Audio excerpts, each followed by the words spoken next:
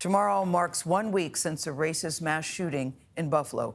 10 people were killed, 10 families' lives are forever changed. They will never be the same. Our next guest knows all too well what they're going through. Nelba Márquez-Greene is her name. She lost her little 6-year-old daughter, Anna Grace, to gun violence at Sandy Hook Elementary School. It's been nearly 10 years ago now. Márquez-Greene is also a licensed marriage and family therapist, and she joins us now. It's really good to have you here, Nelba. I'm so sorry it's under these circumstances, because every time something like this happens, my first thought goes to you, because everybody thought when the Newtown shootings happened, finally, this will be the game changer. Finally, things will be different. As we sit here close to 10 years later, we're still having this conversation. What goes through your mind when you hear a story like this? We're going to continue to be here unless we do things differently. And we have to find a way in the meantime to support families. So that's incredibly important to me and the reason I'm here. You said most of the millions of dollars donated after Sandy Hook did not go directly to the families. And you make this distinction between reflexive giving, where people just want to help, and then reflective giving. Could you expand on that? I do. It falls on it's the responsibility of the donor when they want to support families to ask the question. And reflexive giving is exactly that. It says, you know, I just want to give. And you don't ask those questions. You don't say, where's the money going? Who is it supporting? We want you to be reflective in your giving. We want people to understand that they have to ask the questions. If you want to help a movement, go ahead and help that movement. If you want to help a family, though, you have to ask the questions. How do I do this?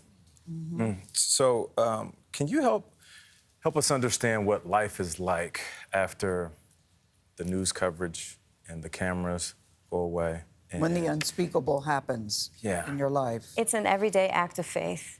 It's an everyday act of sheer grit and resilience, because not only are you trying to heal from your own trauma, but you are consistently bombarded with 100+ lives per day lost to gun violence. Some we don't hear about, and then some like the one we saw on Sunday, which just bring you to your knees again.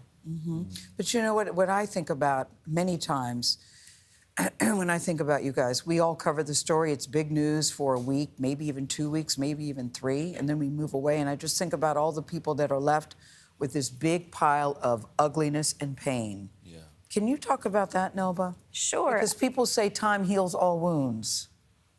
Not this one. I would tell you that this is why we need stronger communities.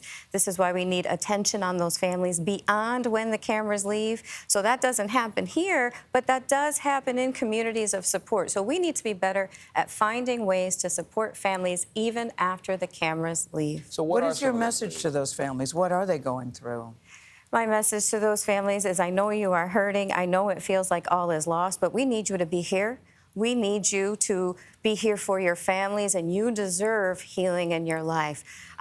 Those were the messages that were most salient to me, and that's whether they take action and engage in action or whether they just want to heal their families. Both of those are worthy, and we want you here. For members of that wider community, that supportive community, what do you say to them? How do they go knock on a door, offer their help? How do they phrase it? What's the first step? You're never going to say the right thing. But we do need you to show up. It's something my son said to me. My son said to me, I don't remember who was there in those early days. I just remember who showed up. So we need you to show up in the weeks after, in the days after, in the years after. It is still meaningful to us when people remember and say, I know who you are, I remember your daughter. Because Isaiah was at school that day that his little sister was killed. How old is Isaiah now? Isaiah is 17, doing well. He has a supportive community. And Anna would have been 16. 16. What did you teach Isaiah after this? Because there's so much conversation now about hatred, how this person this young hated so deeply. Did you have conversations with Isaiah about how to move forward, how not to hate? It's interesting to me that a white young shooter killed my daughter, and yet we still looked at Isaiah and said, you can't hate anybody. We will not allow that in this home. So it fills me with rage as a mother that someone could be out there not having that same conversation with their child. How dare we as parents encourage or allow for our kids to pick up these hateful messages that will then cause what we saw the events of this weekend? It is not okay, and we can do better. We must do better. Yeah, speaking of race, you know, your daughter was a child of color, and you said if the shooting happened somewhere else, she might not have received the same type of coverage. How does race play a role? when we have these very tragic incidents in our country? It plays a role in how we report the incident.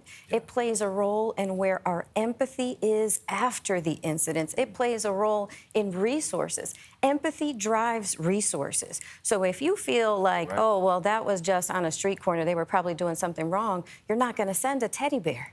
Right. But in Newtown, everybody sent teddy bears. So we need to grow in our capacity for empathy for all families impacted by gun violence. Nelba Márquez-Greene, thank you so much for coming today. Thank you. Thank Powerful you for words. having Thank me. you. Yeah. Thank you. Again, I'm so sorry. We're still having this conversation close to 10 years later, but we'll never forget your daughter. Me too. Thank you.